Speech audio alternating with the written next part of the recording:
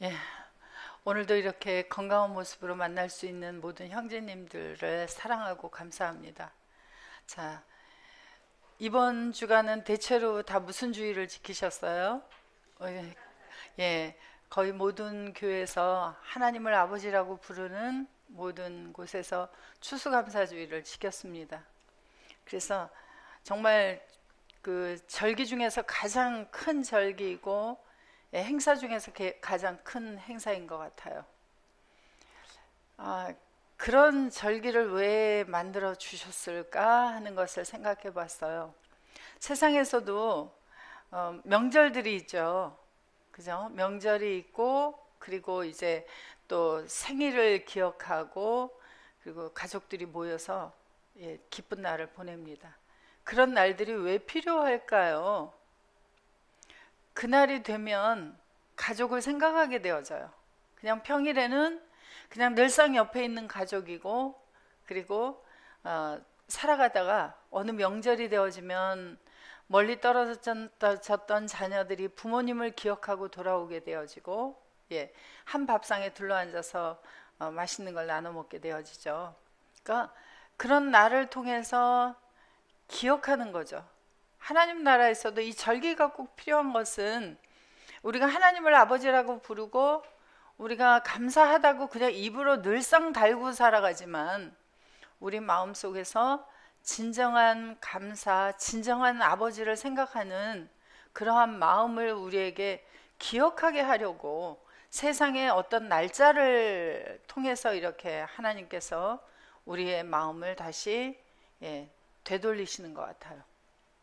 그래서 우리가 아버지를 잊어버리고 살아가실까봐 아버지께서는 우리에게 이렇게 세밀하게 어떤 날들까지 정해주셔서 그 날들을 통해서 우리가 하나님을 기억하고 그 하나님께서 어디 있는지를 다시 생각하면서 하나님의 뜻대로 살아갈 수 있는 그러한 아들들을 만들어 주시는 것 같습니다.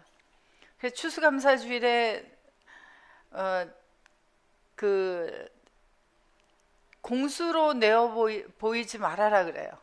그래서 오늘날 추수감사주일이 이제 이스라엘의 절기 중에 여호와의 절기 중에 가장 큰 초막절 절기이죠.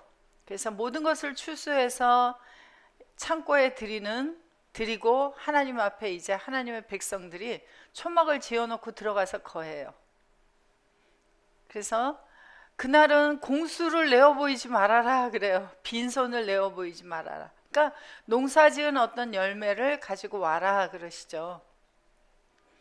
그러면 이제 또 이제 이 농사 때문에 걱정이 되어져요. 그죠? 그래서 나는 1년간 농사를 부지런히 지었으나 아직은 열매를 내어 놓을 것이 없습니다. 그래요. 그런데 첫 번째 열매 하나는 있잖아요. 누구예요? 그렇죠? 내가 하나님 앞에 온전한 열매로 하나 먼저 드려지지 않으면 아무리 손에 뭐 어떤 것을 가지고 와도 소용이 없어요. 그래서 항상 주인공은 나예요. 예.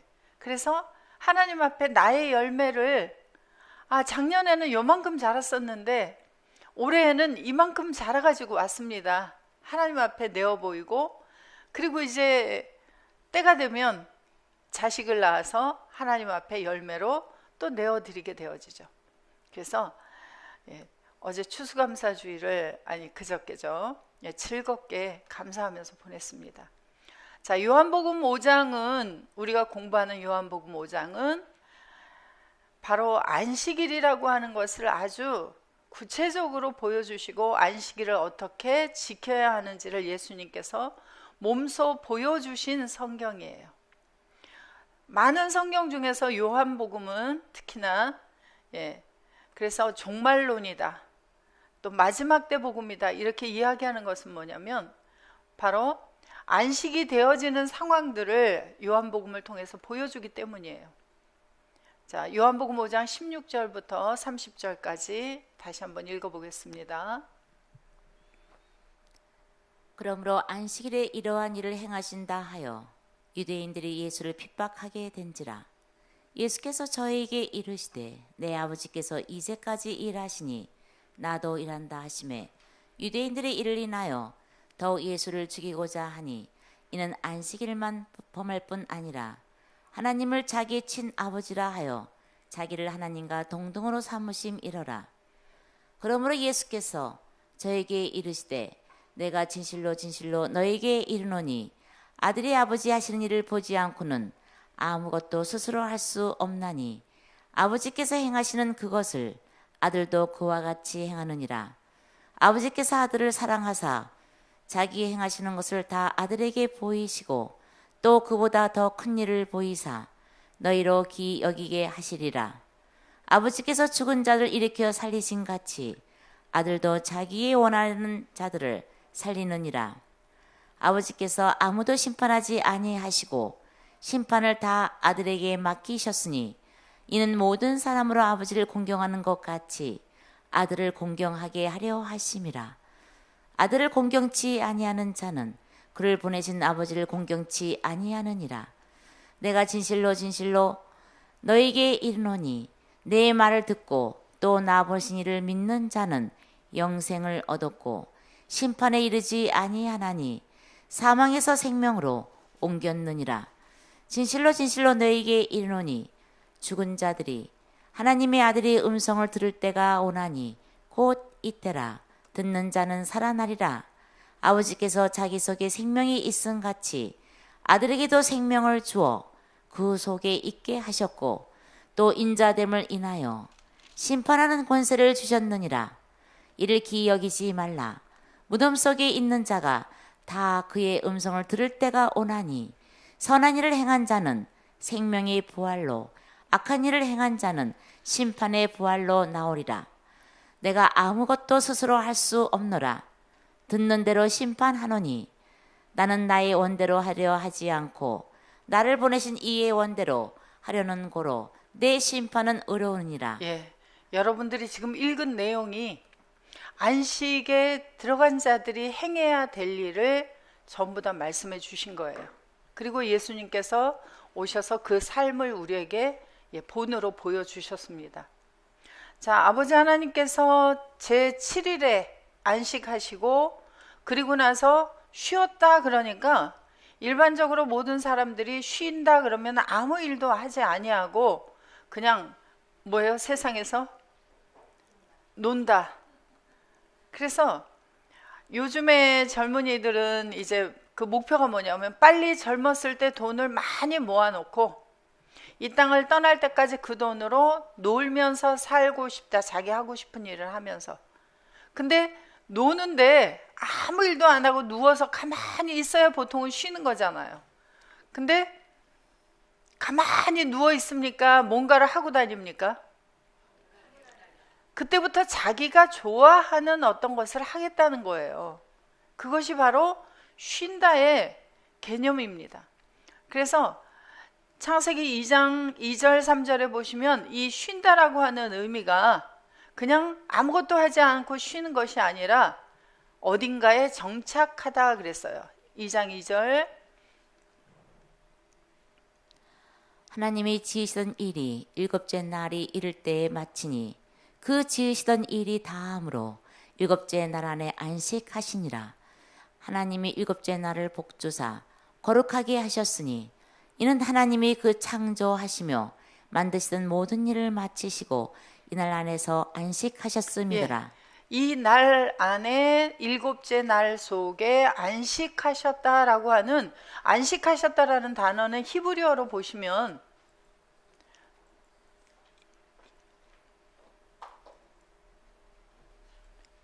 히브리어로 열어보시면 안식하다라고 하는 단어는 샤파트예요. 사파트. 샤파트인데 이 단어는 7673번이죠. 그래서 이 단어의 의미를 올려보시면 뜻을 올려보시면 무슨 뜻이 있느냐 하면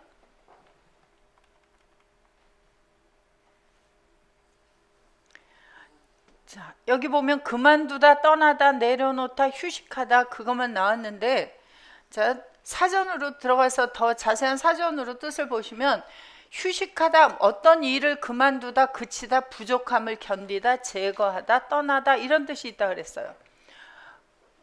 그리고 이 샤바트는 그래서 이 안식일이라고 보통 번역을 하는데, 자, 이 7673번은 이게 지금 동사형이고요. 7676번은 명사형입니다. 명사형 샤바트를 가지고 안식일 그러는데 여기는 날이라는 단어는 들어있지 않아요. 안식이에요. 안식. 그런데 이제 안식일 그렇게 이제 많이 쓰고 있습니다. 그래서 하나님께서 제7일 안에 안식하셨다, 휴식하셨다는 어떤 일을 하다가 그쳤다. 그리고 어떤 것을 제거시켰다. 이런 의미를 가지고 있다고 그랬습니다. 그런데 아버지 하나님께서 우리가 지난 시간에 공부를 해보니까 아무것도 하지 아니하고 쉬신 것이 아니라 요한복음 5장 17절에서 보면 지금까지 일을 하고 계셨다. 그래서 어떻게 일을 하고 계셨느냐? 혼자 일을 하셨느냐? 여호와 하나님과 같이 일을 하셨느냐? 그래서 제7일이라고 하는 것은 일곱째 날은 일곱째 빛과 같다 그랬습니다. 그래서 날을 창세기 1장 5절에서 빛이라고 하셨어요.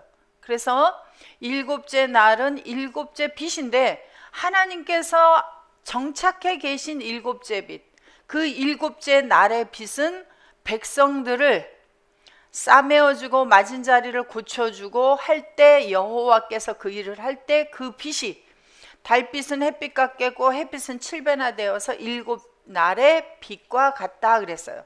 그러니까 일곱 날의 빛은 여호와 하나님 자신이 그 일을 할 때 일곱 날의 빛으로 등장하시는 것이냐 아니면 어떤 시간적인 것이냐. 그래서 예수님께서 2000년 전에 오셔서 일을 하실 때 보니까 아버지는 내 속에 지금 정착해서 계신다라고 말씀을 해주시고 예수님께서 오셔서부터 비로소 백성들을 싸매어주고 고쳐주는 일을 행하신 것을 신약에 오셔서 보여주셨습니다. 그래서 치료하는 여호와다 구약에서도 말씀하시죠. 그래서 아버지 하나님이 안식해 계신 정착해 계신 일곱째 날의 빛은 바로 여호와 하나님이시요 2000년 전에 예수님이시요 오늘날 우리가 영접한 그분이 바로 뭐예요? 일곱째 날의 빛, 하나님이 안식해 계신 안식이에요. 그래서 아버지 하나님께서는 일을 하지 않은 것이 아니라 계속 일을 해오셨다. 그래서 노아 때에도 등장해서 일을 하시고 아브라함 때도 일을 하시고 그럼 그 다음에 쉬셨느냐? 그 다음에도 계속 일을 하고 계셨고 2000년 전에 예수님이 오셨을 때도 계속해서 일을 하고 계셨습니다. 그러면 아버지 하나님은 안식하시고 일을 하셨는데 그러면 여호와께서는 안식하셨느냐 아니면 안식을 하지 않으셨느냐는 문제를 생각해 보기로 하겠습니다. 자, 창세기 2장 2절부터 다시 읽어보겠습니다. 한글로 돌아가서 한글로.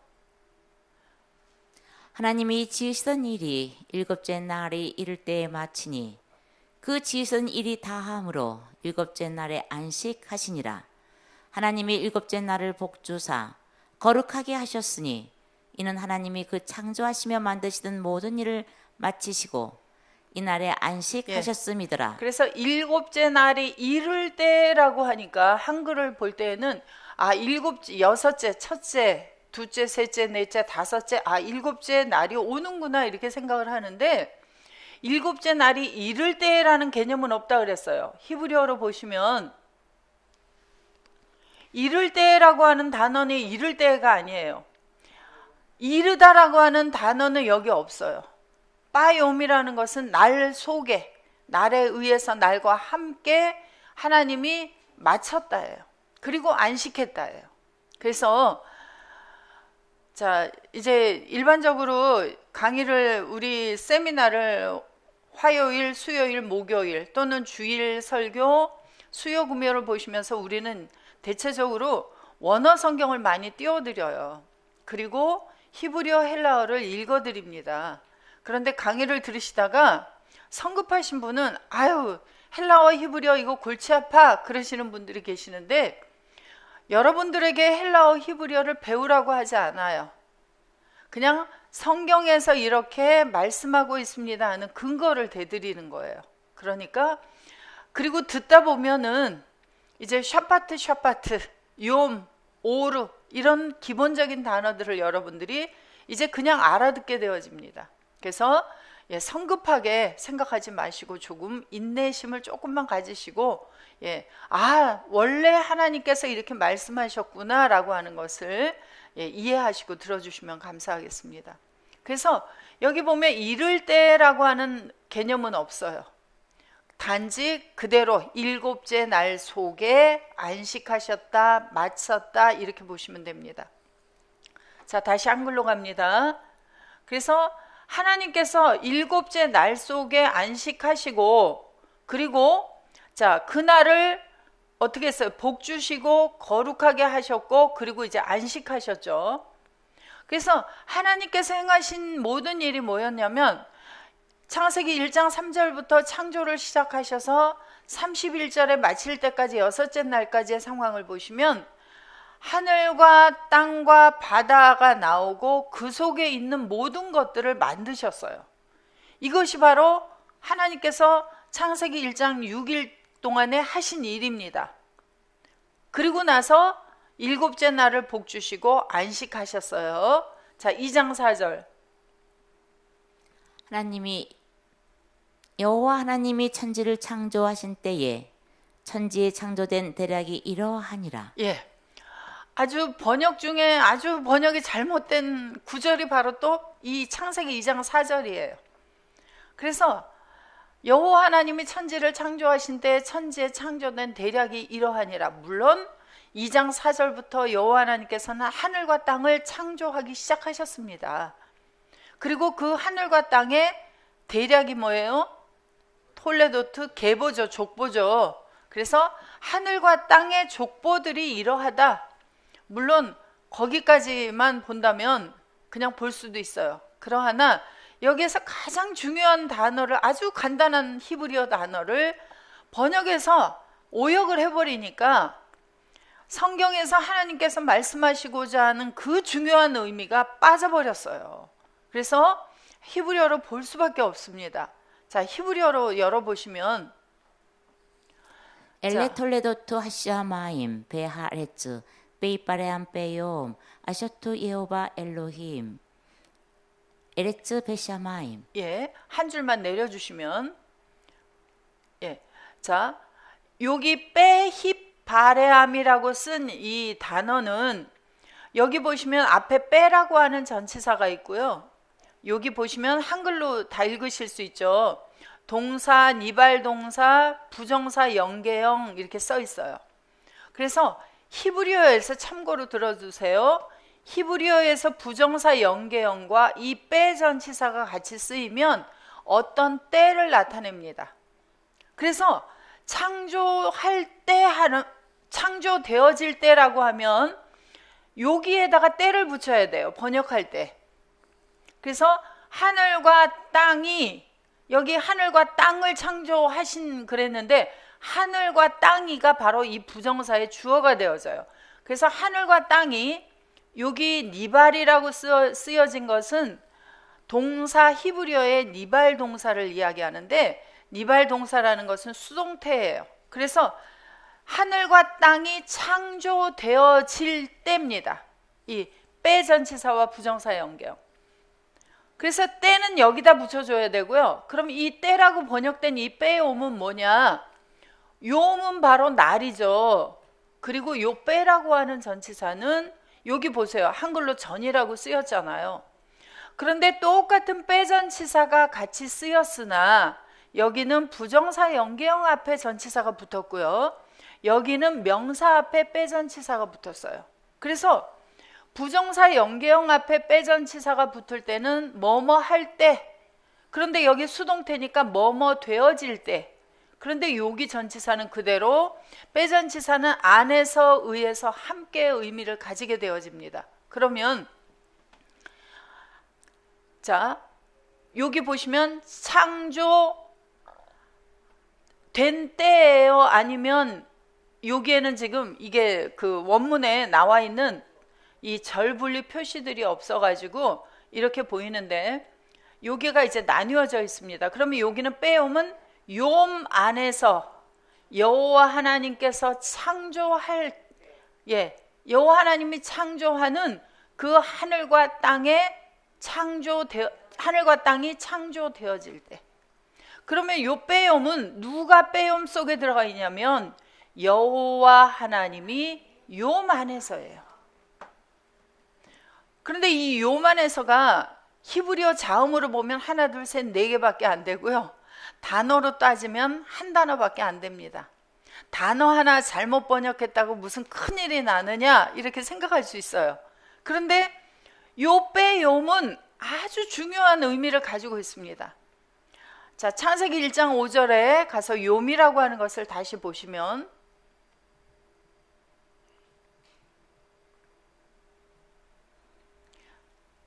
창세기 1장 5절,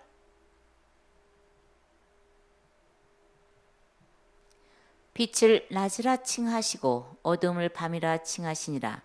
저녁이 되며 아침이 되니 이는 첫째 날이니라. 빛을 무엇이라고 불렀어요? 낮 욤이라 칭하시고. 요거는 칭하시고는 이제 어려운 말로 번역을 해 놓은 거고요. 불렀다예요. 불렀다. 욤을 빛을 낮이라고 불렀다. 히브리어로 유식하게 말하면은 오르라고 하는 빛을 욤이라고 불렀다예요.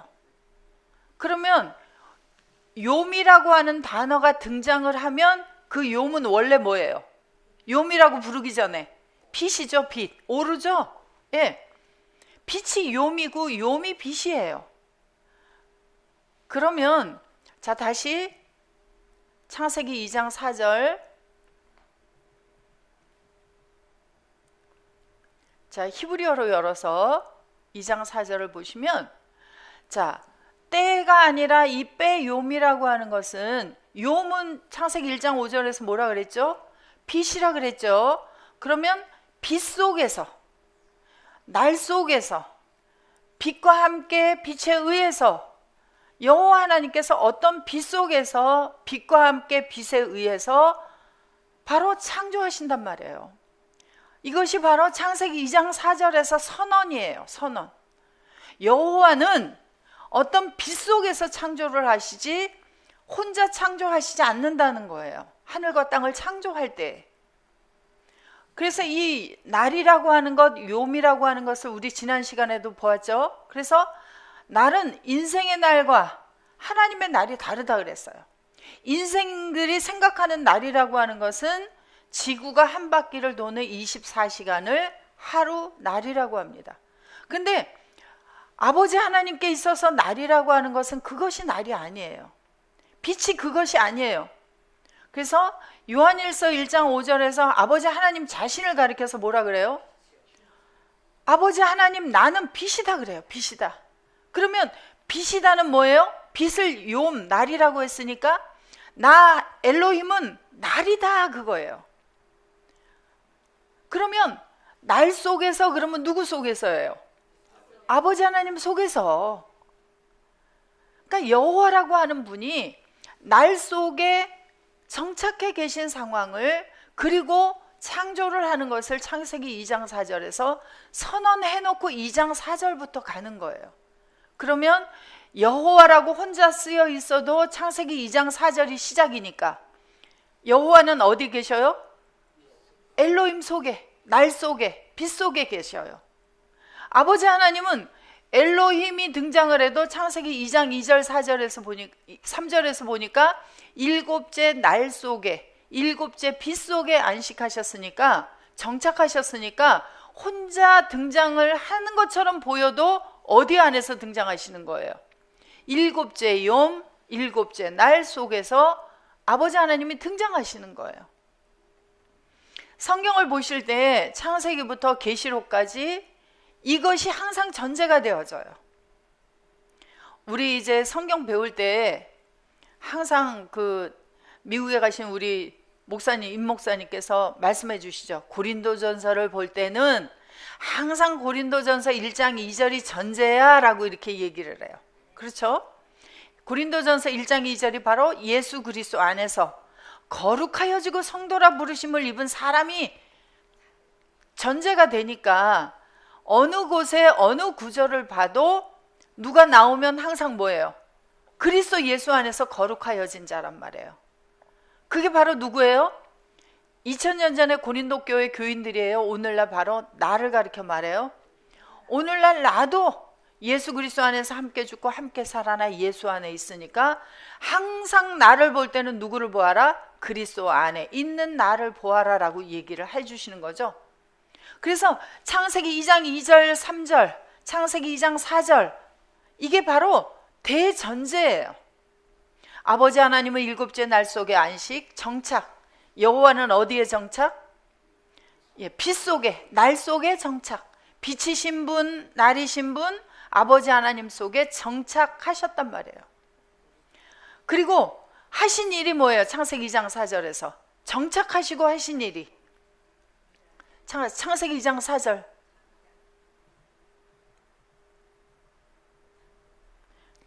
여호와 하나님이 천지를 창조하신 때에 천지에 창조된 대략이 이러하니라. 여호와 하나님께서 바로 여호와 하나님 일곱째 날이신 분 속에 아버지 하나님이 안식하고 나니까, 정착하시고 나니까 그때부터 이 일을 누구에게 넘겼어요? 여호와에게. 그래서 여호와께서 등장하시는데 혼자 등장하는 게 아니라 빛 속에서 아버지 하나님 속에서 등장을 해서 뭘 하냐면 하늘과 땅을 만들어가요. 하늘과 땅을 만들어가는데 그게 누가 하셨던 일이에요? 창세기 1장 1절.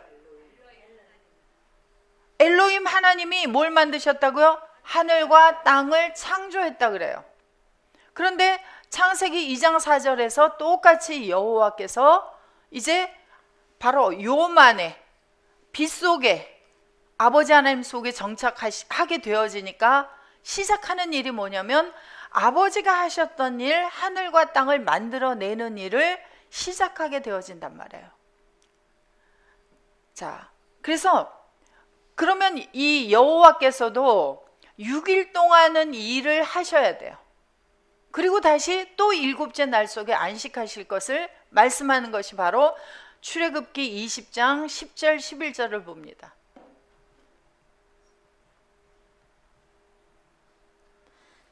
제7일은 너희 하나님 여호와의 안식일인즉 너나 내 아들이나 내 딸이나 내 남종이나 내 여종이나 내 육축이나 내 문 안에 유하는 객이라도 아무 일도 하지 말라. 이는 엿새 동안에 나 여호와가 하늘과 땅과 바다와 그 가운데의 모든 것을 만들고 제7일 안에 쉬었습니다. 그러므로 나 여호와가 안식일을 복되게 하여 그 날을 거룩하게 하였느니라. 그래서 여호와 하나님께서도 6일 동안은 하늘과 땅과 바다와 그 속에 있는 것을 만들겠다라는 거죠. 아버지 하나님께서도 창세기 2장 2절 3절에서 보시니까 6일 동안은 뭘 하셨어요? 하늘과 땅과 바다 속에 있는 모든 것을 다 만들었다 그래요. 그러니까 여호와께서도 빛이신 분 아버지 하나님 속에 정착하시고 6일 동안은 그것을 만들고 그것이 끝나면 제7일 속에 안식하겠다. 그래서 여기 그러므로 나 여호와가 안식일을 뭐하게 하고 복되게 하여 그 날을 거룩하게 하였느니라. 예, 그러면 자 안식일은 제7일이에요. 제7일은 일곱째 빛이에요. 그러면 안식일은 시간적이냐 존재적이냐 하는 것을 우리가 계속 생각을 해야 됩니다. 그래서 여호와 하나님께서도 6일 동안은 일을 하시고 제7일 속에 일곱째 날 속에 일곱째 빛 속에 복되게 하고 거룩하게 해서 안식하겠다 해서 이것을 말씀해 주셨습니다. 그래서 요 구절을 가지고 여러분들이 고민을 해야 돼요. 그러면 창세기 2장 4절에서 아버지 하나님의 그 빛 속에서 일을 시작하시는데 아니 그 아버지 하나님을 여호와께서 복되게 하고 거룩하게 하고 쉬겠다는 겁니까? 아니죠. 아버지는 이미 거룩하신 분이고 이미 복이신 존재세요. 그러면 아버지 하나님을 복되게 하고 거룩하게 하는 거 아니죠. 그래서 그것을 우리가 안식을 공부하면서 찾아 나가 볼 겁니다. 자, 그러면 아버지 하나님께서 6일 동안 창조하신 목적이 뭐예요? 창세기 1장 1절에서 엘로힘 하나님이 이렇게 하늘과 땅을 창조하셨다 전제하시고, 그리고 3절부터 빛을 만들기 시작하시고, 둘째 날에 뭘 만드셨죠? 하늘을 만드시고, 그리고 셋째 날에는 물들을, 하늘 아래 물들을 한 곳으로 모으고 땅이 드러나게 하시고, 그곳에 씨가 뿌려져서 풀과 채소와 나무가 나올 것을 말씀해 주시고, 그리고 넷째 날에는 하늘의 궁창 안에 빛을 비추는 존재들이 등장해서 빛을 비출 것이고, 그리고 다섯째 날에는 뭐예요? 바닷속에서, 물속에서 움직이는 생물들을, 목숨적인 존재들을 만들어내시고, 새도 거기서 나오게 되어지고, 여섯째 날에는 뭘 만드셨어요? 땅에서 짐승 육축 기는 것을 만드셨죠. 그리고 마지막에 뭘 만드셨어요? 마지막에는 하나님의 형상과 모양과 똑같은 사람, 그 사람을 만들어내시죠. 그러면 6일까지 만들어낸 모든 만듦의 결론이 뭐예요? 하늘과 땅과 바닷속에 있는 것들을 만드는 게 목적이었습니까? 그것들 중에 어떤 것을 만들기를 원하셨어요? 하나님의 형상과 모양인 사람이 왜 필요해요? 자, 먼저 이사야서 66장 1절부터 한번 봐보세요. 여호와께서 이같이 말씀하시되, 하늘은 나의 보좌요 땅은 나의 발등상이니 너희가 나를 위하여 무슨 집을 지을꼬 나의 안식할 처소가 어디랴. 예, 하늘과 땅과 바다를 여호와께서도 창세기 2장 4절부터 만드시고, 그리고 출애굽기 20장에서 뭐라 그랬어요? 예, 이것들을 만들고 내가 제 7일 속에 안식하겠다 그랬는데, 아니 이사야서 66장 1절에 와서 보니까 내가 안식할 처소는 없다예요. 그럼 목적이 뭐예요? 6일 동안 창조하는 목적이 안식할 처소가 나와야 돼요. 6일 동안 창조한 것들 중에 하나님의 형상과 모양이 똑같은 그러한 것이 나와야 돼. 너희들은 지을 수 없다예요. 여기 보세요. 너희가 나를 위하여 무슨 집을 짓겠느냐. 너희들이 지은 집은 나의 안식할 처소가 아니다. 그러면 나 여호와가 말하노라, 나의 손이 이 모든 것을 지어서 다 이루었느니라. 그런데도 구약에서는 하나님의 안식할 처소가 나오지 않았다. 그래서 창조의 목적은 창세기 1장에서 만드신 아버지 하나님의 창조의 목적도 아버지 하나님께서 정착하실 처소, 안식하실 처소, 일곱째 욤이 나와야 하고, 여호와 하나님께서 6일 동안 창조를 하신 그 목적도 일곱째 욤이신 분 여호와 하나님과 똑같은 형상과 모양을 가져서 안식할 수 있는 처소가 나와져야만 그 만듦의 결론이 나와지게 되는 거예요. 그것이 나오지 않으면 계속 6일의 연속이 진행이 되어져서 만들어 가야 해요. 그렇기 때문에 오늘날 계속 내가 하나님의 일을 한다, 무엇인가를 만든다라고 하지만 하나님의 안식할 처소가 나오지 않으면, 그 일곱째 빛이 나오지 않으면 아무 소용이 없어요.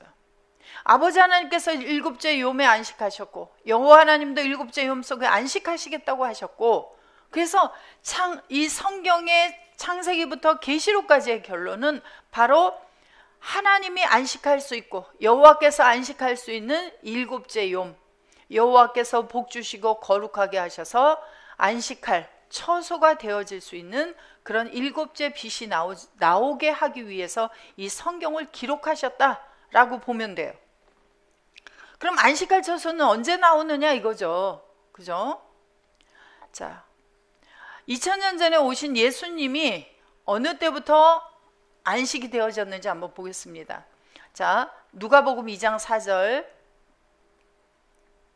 요셉도 다윗의 집 족속인 거로 갈릴리 나사렛 동네에서 유대를 향하여 베들레헴이라 하는 다윗의 동네로 그 정원한 마리아와 함께 호적하러 올라가니 마리아가 이미 잉태되었더라.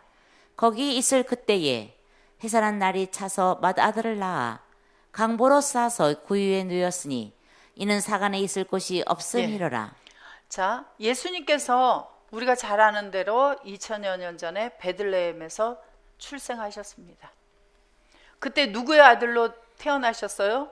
태어날 때에는 요셉과 마리아를 통해서 그래서 요셉의 씨를 받지 아니하고 마리아에게 성령으로 잉태되어서 탄생하셨다. 그렇게 말씀을 하고 있습니다. 그래서 예수님을 그 나사렛이라고 하는 동네에서 자라는 동안에는 다 누구의 아들이라고 불렀어요? 요셉과 마리아의 아들. 그리고 예수님께서 자라는 동안에는 그들을 가리켜서 누구라고 불렀어요? 어머니, 아버지라고 불렀습니다. 자, 그리고 누가복음 2장 21절부터 보시면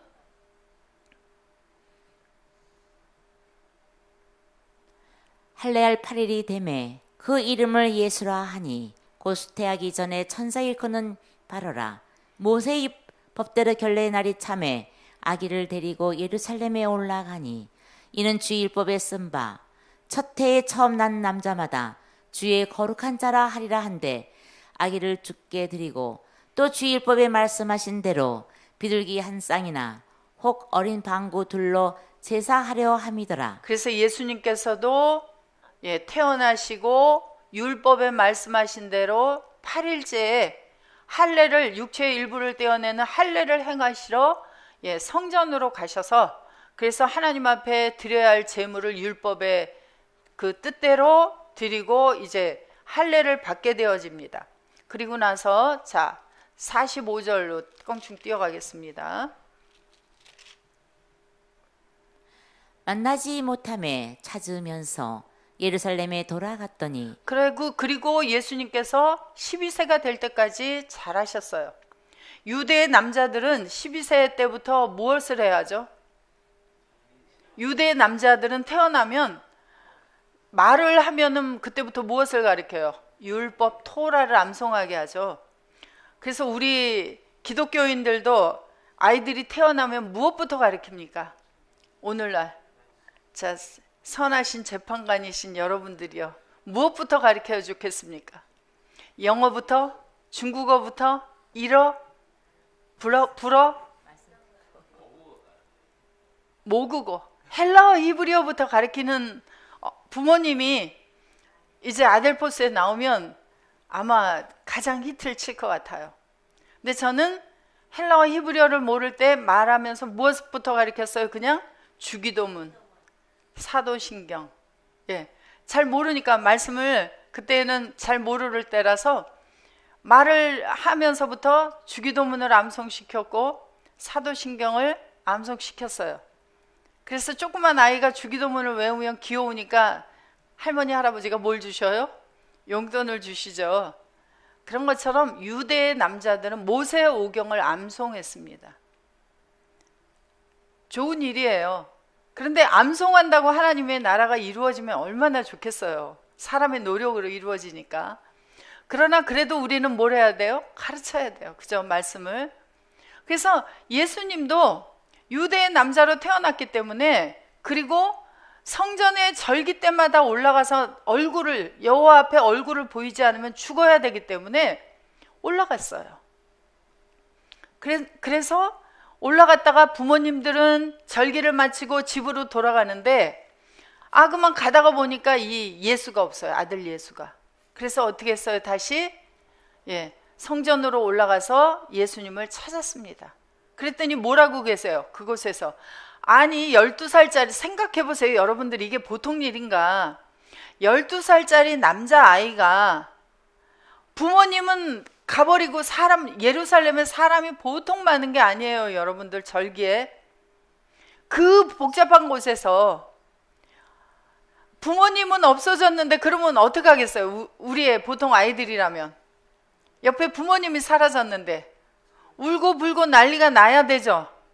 그래서 얼굴은 그냥 떼국물에 그냥 지저분해지고, 그리고 부모를 찾아서 헤매고, 그리고 오늘날 같으면 경찰을 찾아서 내 어머니 아버지를 좀 찾아주십시오, 이렇게 해야 되는 상황인데 그렇게 하지 않고 어디가 있어요? 성전에서 선생들과 랍비들과 함께 뭘 얘기하고 있어요? 그래서 될성 부른 나무는 뭐부터 알아본다고요? 그러셨던 것 같아요. 그래서 거기에서 하나님의 말씀을 나누고 계셨어요. 듣기도 하고 질문도 하시고. 그러니까 옆에 주위에 듣는 사람들이, 아니 어떻게 12살짜리 남자아이가 이렇게 성경 말씀을, 하나님의 토라를 이렇게 말씀을 나눌 수 있느냐 하고 놀란 거예요. 오늘날로 말하면 뭐예요? 요새 프로에도 있더라고요. 영재. 예. 성경 영재예요. 예. 그래서 부모님들도 이 예수를 기르는 마리아와 요셉도 보고 놀란 거예요. 그래서 그 부모가 보고 놀라며 모치는 가로되, 자, 올려보세요. 쭉 올려보세요. 성경을. 예. 놀라서, 아이야, 어찌하여 우리에게 이렇게 하였느냐. 어떻게 했어요? 아이가 어떻게 했어요? 부모 따라 집으로 갈 생각은 안 하고 성전에서 그렇게 부모님도 안 찾고 이렇게 있느냐. 이 사람 많은 데서 너를 잊어버리고 너는 우리를 잊어버리면 미아가 돼버리는 거잖아요. 그래서 내 아버지와 내가 근심하여 너를 찾았다 하니까 예수님께서 뭐라고 말씀하셨어요? 어찌하여 나를 찾으셨나이까? 내가 내 아버지 집에 있어야 될 줄을 알지 못하셨나이까 하시니, 양친이 그 하신 말씀을 깨닫지 못하더라. 예, 오늘날에도 부모님에게 이렇게 말하는 그런 자식이 나오면 신동이라니까요. 그래서 사무엘도 어려서부터 젖을 뗄 때부터 어디로 올라갔어요? 성전으로 올라가서 성전에서 지냈고, 예수님도 보면 12세 되었을 때 성전을 가리켜서, 어떤 성전을? 손으로 지은 이 성전을 가리켜서 내 아버지 집이다 라고 이야기를 하고 있습니다. 그런데 자, 누가복음 3장 21절부터 보겠습니다. 백성이 다 밥티저를 받을새 예수도 세례를 받으시고 기도하실 때에 하늘이 열리며 성령이 형체로 비둘기같이 그의 위에 강림하시니, 하늘로서 소리가 나기를 너는 내 사랑하는 아들이라, 내가 너를 기뻐하노라 하시니라. 이때가 몇 세쯤 되었어요? 예수께서 가르치심을 시작할 때 30세쯤 되었더라 그래요. 그래서 누가복음에서는 어떤 성령이 임하고 가르치심을 시작하실 때가 되었느냐면 22절에 보면 성령이 형체로 비둘기같이, 무슨 성령이? 헬라어로 보시면 거룩한 성령, 거룩한 성령이 하기오스. 보여주세요. 그래야지 이제 되니까. 자, 그래서 여기 보면 토푸뉴마토 하기온이라고 하는 거룩하다라는 단어가 붙은 성령이 예수님 위에 내려왔고, 그리고 예수님 속에 채워지게 되었습니다. 자, 그리고 마가복음 1장 10절에서는 똑같이 밥티조를 받으시고 올라오실새 하늘이 갈라진가 성령이 비둘기같이 자기에게 내려오심을 보시더니. 어떤 성령이 또 여기에서 내려왔다고 말씀하시느냐면 토푸뉴마. 그래서 토푸뉴마라고 하는 성령이, 여기는 거룩한이라고 하는 단어가 붙지 않았어요. 그래서 토푸뉴마 성령이 예수님 위에 임하셨고 속에 채워지게 되었습니다. 자, 마태복음 3장 16절에 가서 보시면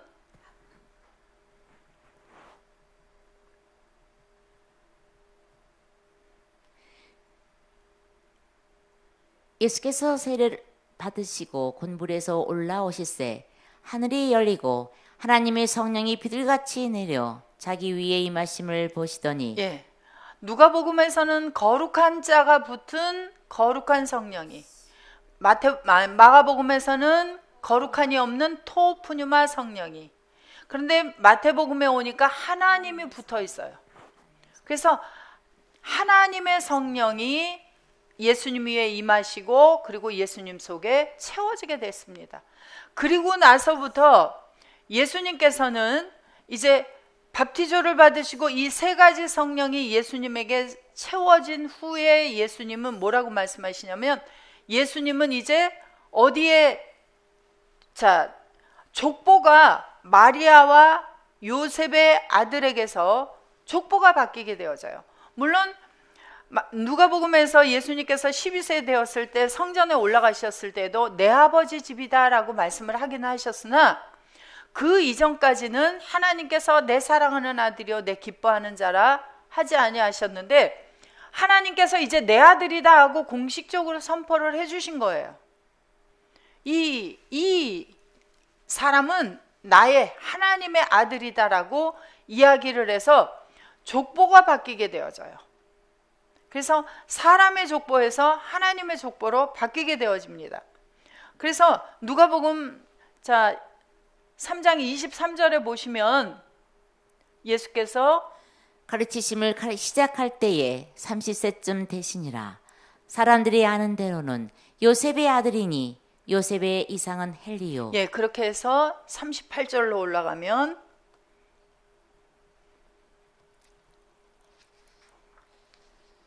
그 이상은 에노스요. 그 이상은 셋이요. 그 이상은 아담이요.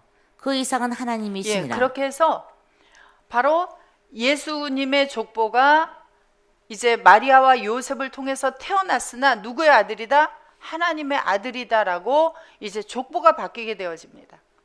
그러면 족보가 바뀌면 예수님의 뭐가 바뀌게 되느냐? 자, 누가복음 4장 16절에 보세요. 예수님께서 세례 받으시고 하나님께서 내 아들이다 하시기 전에도 뭘 하셨는지. 예수께서 그 자라나신 곳 나사렛에 이르사 안식일에 자기 규례대로 회당에 들어가서 성경을 읽으려고 서심해. 안식일에는 자기 규례대로 예수님의 그 행하셨던 일들이 뭐였냐면 성경 안에서 그때에도 일을 하고 계셨던 것을 볼 수 있어요. 그러니까 그 이전에도 회당에서 일을 했습니다. 그래서 나사렛 회당에 들어가셔서 성경을 읽으려고 서셨는데 그 이전에도 읽으셨죠. 그런데 자, 이때부터는 그 이전에도 하나님의 말씀을 하고 계셨어요. 성경을 말씀하셨고 토라를 말씀하셨는데 그 이전에는 하나님께서 내가 기뻐하는 일을 하는 아들이다라는 말씀을 하지 않으셨어요. 그런데 그 이후부터 이제 이때부터 어떤 일이 벌어지느냐? 선지자 이사야의 글을 드리거늘 책을 펴서 이렇게 기록한 데를 찾으시니 곧 주의 성령이 내게 임하셨으니 이는 가난한 자에게 복음을 전하게 하시려고 내게 기름을 부으시고 나를 보내사 포로된 자에게 자유를 눈먼 자에게 다시 보게 함을 전파하며 눌린 자를 자유케 하고. 예, 이렇게 해서 성경을 쭉 읽어 가시는데 자, 요한복음 14장 10절에서 보시면 이때로부터 예수님의 입에서 나오는 말씀이 달라졌다. 그렇게 볼 수 있어요. 나는 아버지 안에 있고 아버지는 내 안에 계신 것을 내가 믿지 아니하느냐. 내가 너에게 이르는 말이 스스로 하는 것이 아니라 아버지께서 내 안에 계셔 그의 일을 하시는 것이라. 예, 밥티조를 받으시면서 하나님의 성령이 내려와 그에게 임하여 채워진 후부터 예수님은 나는 누구 안에 있다? 아버지 속에 있고. 그러면 예수님이 누구 속에 정착하셨다는 거예요? 아버지 안에 정착하셨고 아버지는 또 누구 안에 정착해 계신 거예요? 예수님 속에 정착해 계시다라고 이야기를 하고 계십니다. 자, 쉬었다가 또 이어서 하겠습니다.